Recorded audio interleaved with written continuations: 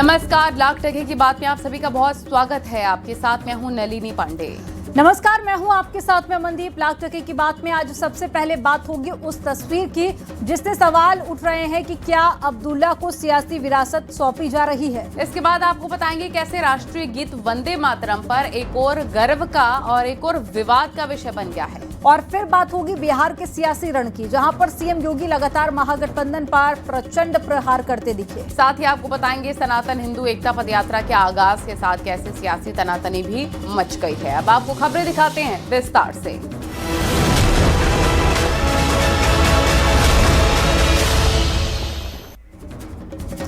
लखनऊ की सियासी हवा में आज एक बार फिर से आजम खान का जिक्र है। जेल से रिहाई के बाद में आजम और अखिलेश की दूसरी मुलाकात हुई। एक और अखिलेश यादव, दूसरी ओर आजम खान, बीच में बेटा अब्दुल्ला। और सवाल वही कि क्या रामपुर की कमान अब नई पीढ़ी के हाथ में सौंपी जा रही है? क्या ये नया सियासी अध्याय शुरू हो रहा है? आपको एक रिपोर्ट में दिखाते हैं।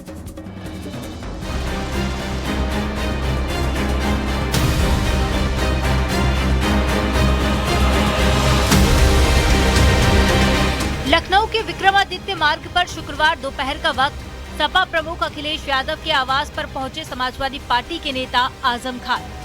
उनके साथ में बेटा अब्दुल्ला आजम भी मौजूद था। करीब 45 मिनट चली ये मुलाकात और बाहर सियासी गलियारों में हलचल हो गई। दरअसल ये कोई पहली मुलाकात नहीं है। 8 अक्टूबर को अखिलेश खुद रामपुर पहुंचे थे आजम खान के घर, और आज जवाबी दौरा यानी कि मेल मिलाप का सिलसिला जारी। लेकिन इस बार तस्वीर में कुछ अलग है।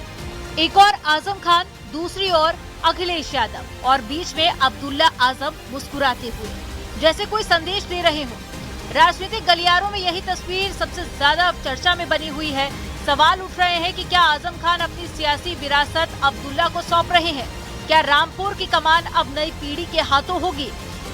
ये अखिलेश और आजम के मिलन की दूसरी तस्वीर है, क्योंकि इससे पहले भी जब जेल से रिहाई हुई थी तब खुद सपा मुखिया अखिलेश यादव रामपुर पहुंचकर उन्होंने आजम खान से मुलाकात की थी। हालांकि आज लखनऊ में हुई इस मुलाकात के बाद सपा मुखिया अखिलेश यादव ने अपने सोशल मीडिया साइट पर इस तस्वीर को शेयर किया, जिसमें एक तरफ खुद अखिलेश, दूसरी तरफ आजम और बीच में अब्दुल्ला आजम नजर आ रहे हैं, जिसको लेकर तरह तरह की जो सियासी चर्चाएं वो शुरू हो गई हैं। कुछ लोग इसे आजम खान की राजनीतिक विरासत का हस्तांतरण मान रहे हैं, तो वहीं दूसरी ओर कुछ लोग इसे रामपुर की सत्ता को अब अब्दुल्ला आजम खान को सौंपे जाने से जोड़ते हुए नजर आ रहे हैं। वही मुलाकात के बाद में आजम खान ने कहा कि क्या बात हुई ये तो नहीं बताऊंगा, लेकिन इतना जरूर कहना चाहूंगा कि मुझे बर्बाद ना करें। में बर्बाद करना चाहते हैं, चाहे वो हम में से हों या आप में से हों, उन सब से हम कहना चाहते हैं कि अल्लाह के वास्ते हम पर तरस खाएं, हम पर रहम करें और हमें बिल्कुल बर्बाद न करें। क्योंकि हम जिन हालात में यहाँ गुजर रहे हैं, उत्तर प्रदेश हिंदुस्तान का एक अजीब व गरीब प्रदेश है। यहाँ अयोध्या है, यहाँ मथुरा है, यहाँ काशी है, जो पूरे देश में कहीं नहीं है। तो आखिर लोग क्यों चाहते हैं कि हमारे यहाँ टुकड़े टुकड़े हो जाएं? क्यों चाहते हैं हमारे घर में आग लग जाए? उधर अखिलेश यादव ने इस मुलाकात की तस्वीर शेयर करते हुए लिखा कि न जाने कितनी यादें संग ले आए जब वो आज हमारे घर पर आए। ये जो मेल मिलाप है, यही हमारी साझा विरासत है। दरअसल लंबे समय तक सीतापुर की जेल में बंद रहने के बाद में जमानत पर रिहा हुए आजम खान इन दिनों चर्चा में बने हुए हैं, और अब अखिलेश, आजम और अब्दुल्ला की मुलाकात भी चर्चा में है। Bureau report, news 18।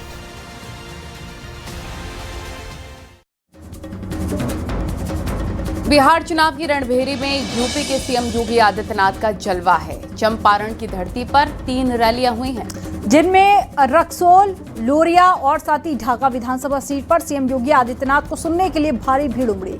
इस दौरान सीएम योगी ने आरजेडी महागठबंधन पर तीखा प्रहार किया है। आपको रिपोर्ट में दिखाते हैं।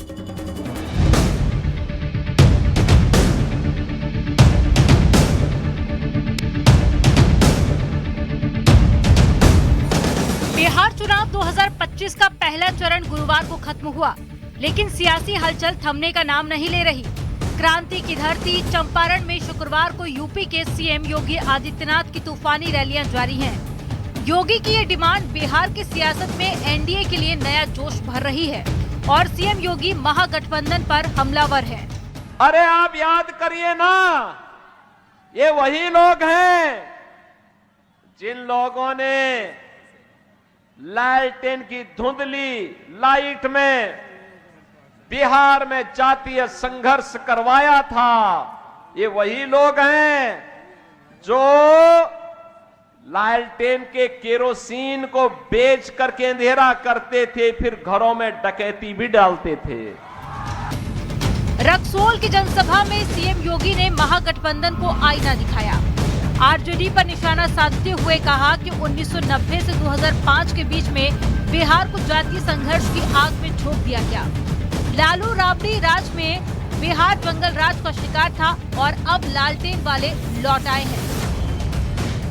जातीय संघर्ष में बिहार को पूरी तरह लहूलुहान करने का काम किया। बहनों और भाइयों, 1990 से लेके 2005 के बीच इस बिहार के अंदर सुरक्षित, न चिकित्सक सुरक्षित, न इंजीनियर सुरक्षित, न बच्चे सुरक्षित। बिहार, बहनों और भाइयों, जो ये लोग लालटेन लेकर के आज फिर आए हैं, ये लालटेन नहीं, ये डकैती डालने का एक सर्टिफिकेट था इनके लिए, डकैती डालने का सर्टिफिकेट। चंपारण के तीनों स्थानों पर योगी ने एनडीए की उपलब्धियों का बखान किया, डबल इंजन सरकार का जिक्र किया और महागठबंधन से नौकरी वाले वादों पर निशाना साधा। मैं नौजवानों से कहूंगा, बहके नहीं, किसी के बहकावे में आने की आवश्यकता नहीं। ये नौकरी क्या देंगे जो आपकी जमीन को हड़प लिए हो? ये लोग नौकरी क्या देंगे जो पशुओं का चारा खा जाते हो? ये केवल अब गरीब का राशन हड़पने के लिए धोखा दे रहे हैं, लेकिन देने का काम महागठबंधन करने जा रहा है। इनके झूठ और फरेब में आने की आवश्यकता नहीं। योगी का ये बयान आरजेडी पर तीखा तीर की तरह है। चारा घोटाला का जिक्र, जमीन हड़पाई की याद और साथ ही गरीबों का राशन लूटने का आरोप। राजनीति के जानकारों का मानना है कि योगी की ये रैलियां एनडीए के लिए वोटर टर्नआउट बढ़ा रही है। Bureau report, news 18।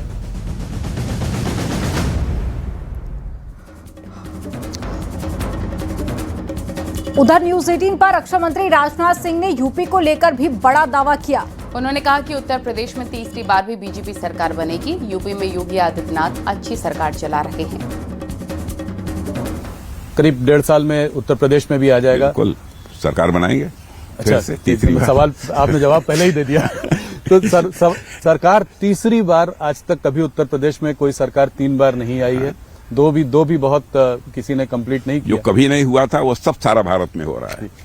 पर मेरा सवाल यह है कि लोकसभा में जो 2024 के जो चुनाव के रिजल्ट्स आए, जिसमें जिस तरह से यूपी में जो हुआ, उसको देखते हुए आपको लगता है कि तीसरी बार सरकार बनेगी और किन मुद्दों पर यह चुनाव होगा? देखिए, वो पार्लियामेंट के चुनाव से उसको जोड़कर मत देखिए। कुछ ऐसी परिस्थितियां रही होंगी जिसके कारण वैसी स्थिति बनी, लेकिन सब मिलाजुलाकर उत्तर प्रदेश का माहौल बहुत ही अच्छा है। योगी आदित्यनाथ जी बहुत अच्छी तरह सरकार चला रहे हैं और कानून और व्यवस्था के मोर्चे पर आपने देखा कितनी शानदार कामयाबी उत्तर प्रदेश में हासिल हुई है। नहीं, वो बहुत बड़ी, हाँ, बड़ी कामयाबी है।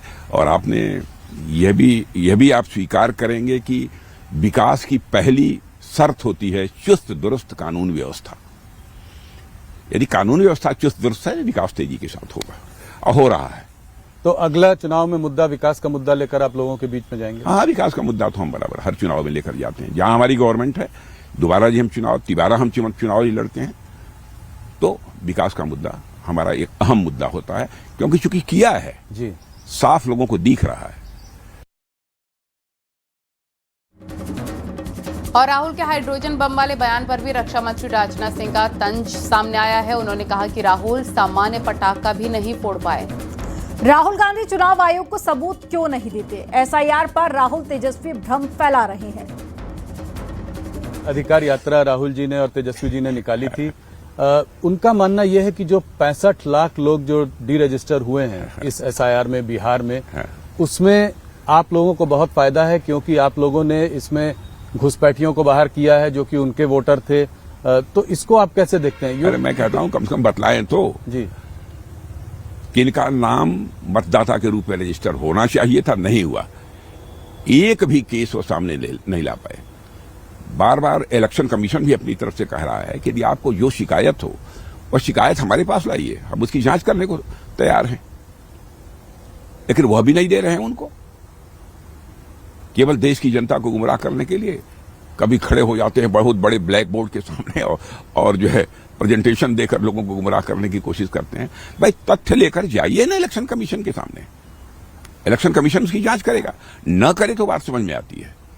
लेकिन उसी SIR को लेकर कभी हाइड्रोजन बम फोड़ने की बात करते हैं, कभी एटम बम फोड़ने की बात करते हैं, लेकिन एक सामान्य पटाखा भी नहीं फोड़ पाए।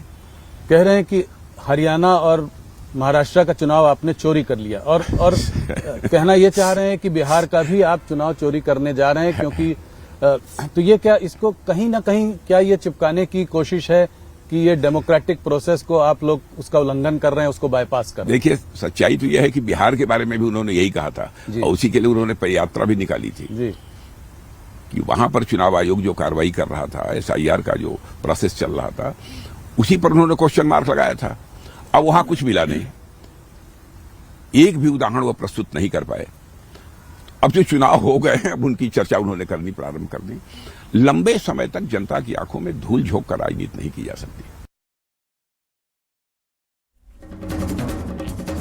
राष्ट्रीय गीत वंदे मातरम के 150 गौरवशाली वर्ष पूरे हो गए हैं और प्रधानमंत्री नरेंद्र मोदी ने दिल्ली में स्मरणोत्सव का उद्घाटन किया, स्मारक टिकट और सिक्का भी जारी किया। देश भर में 150 जगहों पर सामूहिक गायन के दौर के बीच विवाद भी गरमाया। मौलाना साजिद रशीदी ने कहा कि मुसलमान वंदे मातरम नहीं कह सकता। देखिए रिपोर्ट।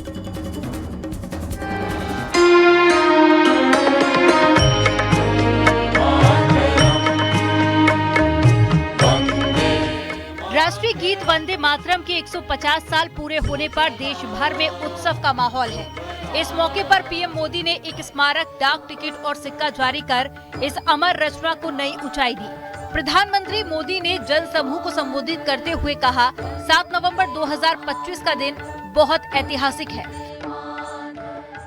आजादी की लड़ाई में वंदे मातरम की भावना ने पूरे राष्ट्र को प्रकाशित किया था, लेकिन दुर्भाग्य से 1937 में वंदे मातरम के महत्वपूर्ण पदों को, उसकी आत्मा के एक हिस्से को अलग कर दिया गया था। वंदे मातरम को तोड़ दिया गया था, उसके टुकड़े किए गए थे। वंदे मातरम के इस विभाजन ने देश के विभाजन के बीज भी बो दिए थे। देश के कोने कोने में उत्साह का दौर है। यूपी में भी कई जगहों पर बीजेपी के 150 कार्यकर्ताओं ने सामूहिक वंदे मातरम गायन और सभा का आयोजन किया। लखनऊ के लोक भवन सभागार में मुख्यमंत्री योगी आदित्यनाथ भी शामिल हुए। वंदे मातरम भारत, संपूर्ण भारत की एक सामूहिक अभिव्यक्ति को प्रतिनिधित्व करते हुए पूरे देश को एकता के सूत्र में बांधने वाला एक ऐसा मंत्र बना जब व्यक्ति जाति, मत और मजहब से ऊपर उठकर के अपने राष्ट्र के बारे में भी सोच सके। राष्ट्र प्रथम के भाव के साथ हम सबकी सामूहिक अभिव्यक्ति इस राष्ट्र माता के प्रति हो, यह भाव भी हर भारतीय के मन में इस गीत ने रचने का प्रयास किया। योगी के संदेश से साफ है कि ये सिर्फ गीत नहीं बल्कि राष्ट्रीय एकता का मंत्र है। लेकिन इसी बीच विवाद की आग भी भड़क गई है। ऑल इंडिया इमाम एसोसिएशन के अध्यक्ष मौलाना साजिद रशीदी ने वंदे मातरम गायन पर आपत्ति जताई। तो फिर ये कौन लोग हैं जो इस तरह की बातें करते हैं कि मदरसों में वंदे मातरम अनिवार्य है, और ये संविधान की शपथ लेके जाते हैं, संविधान की शपथ खाते हैं कि भाई हम धर्मनिरपेक्ष रहेंगे। इनको शर्म नहीं आती इस तरह की बात करते हुए। मुसलमान वंदे मातरम नहीं कह सकता, क्योंकि इस नज्म के अंदर इस गाने के अंदर बहुत सारी बातें ऐसी हैं जो इस्लाम के अकीदे के खिलाफ हैं, मुसलमान की आस्था के खिलाफ हैं, और मुसलमान सर कटा सकता है, अल्लाह के अलावा किसी के सामने सर झुका नहीं सकता। ये बात तमाम लोगों को, तमाम सियासी लोगों को समझ लेनी चाहिए। प्रधानमंत्री मोदी ने भी अपने संबोधन में राष्ट्रीय गीत के ऐतिहासिक महत्व को बताया और कहा कि कुछ ताकतों ने इसे तोड़ने की कोशिश की, जो देश विभाजन की नींव बनी। राजनीतिक गलियारों में बहस तेज है, एक तरफ उत्साह है तो वहीं दूसरी तरफ विवाद है, लेकिन वंदे मातरम की धुन आज भी एकता का प्रतीक बनी हुई है। Bureau report, news 18। और वंदे मातरम पर साजिद रशीदी के बयान को लेकर धर्म गुरुओं ने भी आपत्ति जताई। संतों ने मौलाना साजिद रशीदी पर केंद्र और राज्य सरकार से कार्रवाई की मांग की है। इन लोगों के ऊपर तत्काल कार्रवाई करनी चाहिए और भारत के जो मुसलमान हैं वो समझ चुके हैं, ये लोग अपनी राजनीति को चमकाने के लिए, क्योंकि इनका कोई अस्तित्व समाज में नहीं बचा है, अपने आप को समाज में बनाए रखने के लिए ऊटपटांग बयानबाजी करते हैं और इनको विदेश से इसके लिए फंड किया जाता है कि आप भारत के अंदर अशांति फैलाइए, भारत की विकास गति को रोकने का कार्य करिए। प्रधानमंत्री जी से निवेदन करेंगे तत्काल प्रभाव से इनके ऊपर कार्रवाई होनी चाहिए कि वंदे मातरम नहीं बोलेंगे। भारत में रहना तो वंदे मातरम बोलना ही पड़ेगा। अगर यहाँ नहीं रहना है तो वंदे मातरम मत बोलो, चले जाओ पाकिस्तान। कौन तुमको कह रहा है जाओ पाकिस्तान? यहाँ तुमको कोई ज़बरदस्ती रख रहा है? भारत देश में रहना है तो हम राष्ट्रीय गान का अपमान करेंगे, भारत माता का अपमान करेंगे। ऐसी स्थिति में किसी को भी रहने का अधिकार भारत में है ही नहीं है। रिश्ती हो चाहे कोई भी हो, अगर कोई हिंदू भी कहता है कि हम राष्ट्रीय गान नहीं करेंगे तो उसे भारत रहने का अधिकार नहीं है। मुसलमान की बात छोड़िए। बाबा बागेश्वर धाम पीठाधीश्वर धीरेन्द्र शास्त्री महाराज की सनातन हिंदू एकता पदयात्रा का आगाज हो गया है। दिल्ली के छतरपुर से शुरू हुई पदयात्रा में बड़ी संख्या में लोग जुड़ रहे हैं। 16 नवंबर को ये पदयात्रा वृंदावन में खत्म होगी।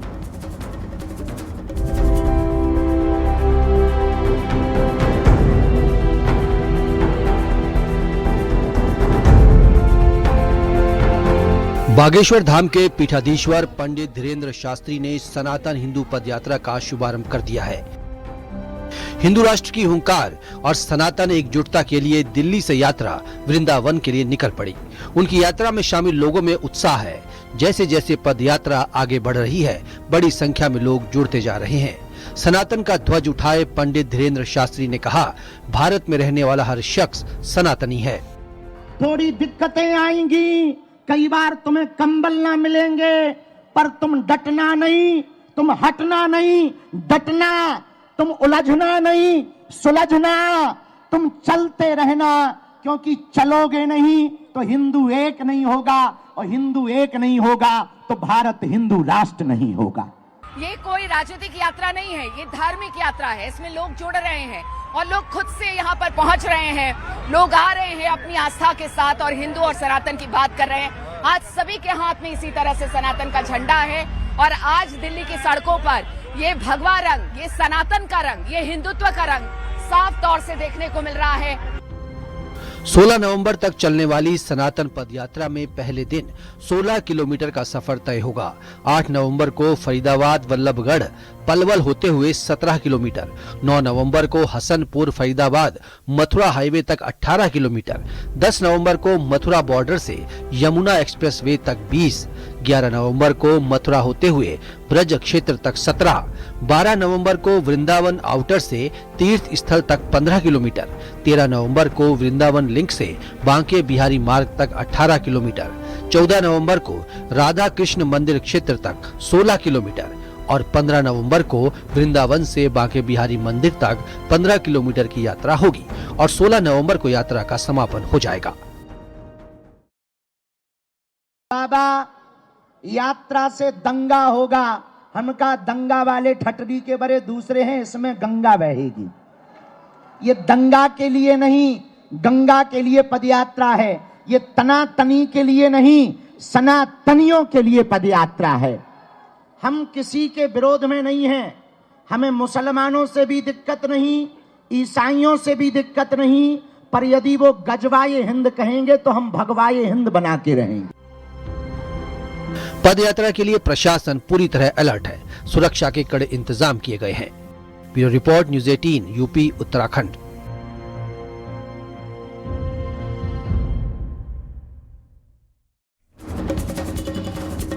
बाबा बागेश्वर धाम पीठाधीश्वर धीरेन्द्र शास्त्री महाराज की सनातन जोड़ो यात्रा पर सियासी बयानबाजी भी जारी है। समाजवादी पार्टी ने निशाना साधा तो हनुमानगढ़ी के महंत राजू दास ने करारा जवाब दिया है। भारतीय जनता पार्टी के द्वारा प्रायोजित बागेश्वर धाम का ये स्वघोषित बाबा, ये तिरंगा पदयात्रा नहीं, ये दंगा पदयात्रा निकालना चाहते हैं। पहले तो ये हिंदू राष्ट्र के लिए यात्रा निकाल रहे थे। हम पूछना चाहते हैं कि क्या हुआ उस हिंदू राष्ट्र की यात्रा का?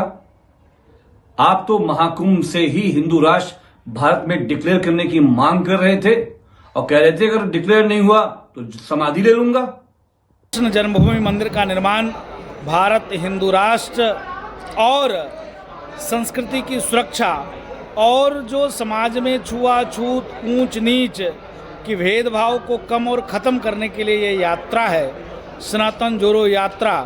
तो कहने का भाव ये है कि जो लोग इस यात्रा का समर्थन नहीं करते, सहयोग नहीं करते, समझो वो हिंदू नहीं है। यहाँ वक्त हो गया एक छोटे से ब्रेक का। खबरों का सिलसिला जारी है।